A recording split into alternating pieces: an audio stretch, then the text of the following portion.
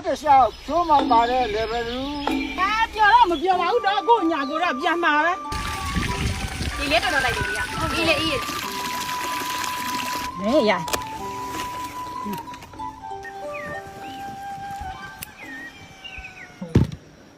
ီလှလိုက်တာပန်းဝင်ကြီး ဒီမှာတခင်းတော့အပြေပဲအညွန့်နေလဲဖွေးညာပဲ ဒီကတော့ကားချက်ပဲလာခဲ့ဦး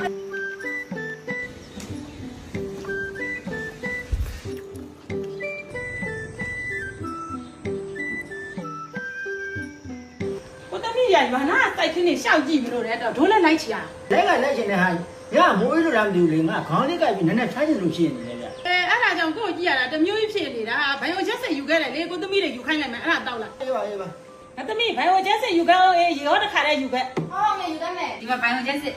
အမေဖို့ပါဘူးအေးညီဖေညတော့ခေါင်းကန်ပြီးရှားကြတယ်လို့ဖြစ်နေလို့တဲ့ ဩအဲ့ဒါကြောင့်မလို့အဖေဒီကကလောညာဒီကူတူကသမီးတို့အညာနဲ့မတူဘူးမိုးကခဏခဏရွာလိုက်အေးလိုက်နေဆိုတော့ကြတော့တခါလေးစေးကြိုယူလာတာအဖေကြိုက်ပဲအဖေအဲ့ဆိုမနှက်စာစားပြီးသားဆိုတော့လေစေးတစ်ခါလေးတောက်လိုက် အော်အေးအေး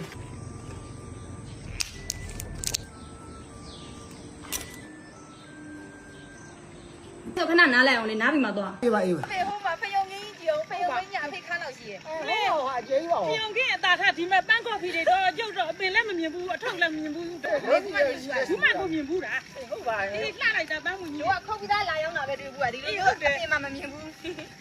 ဟိုမှာစိတ်ဆိုးရ ခေါ်လကားတင်လား ဟုတ်တယ် ဟောအမအတီးလေးကိုမြင်ရတယ်ဟုတ်မှာ ဟုတ်တယ်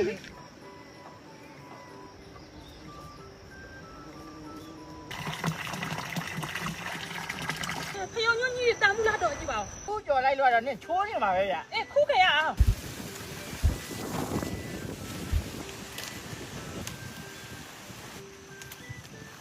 ဖျော်ညွန့်ကြီးကအတိုင်းကကြောင်ကဲနဲဟာကြီးတွေမဟုတ်ဘူးဒီအခင်းနေရတယ်သူကဒီလိုအညွန့်ခူးချက်ဖို့တဲ့အသီးစားကိုစိုက်တာမဟုတ်ဘူးတဲ့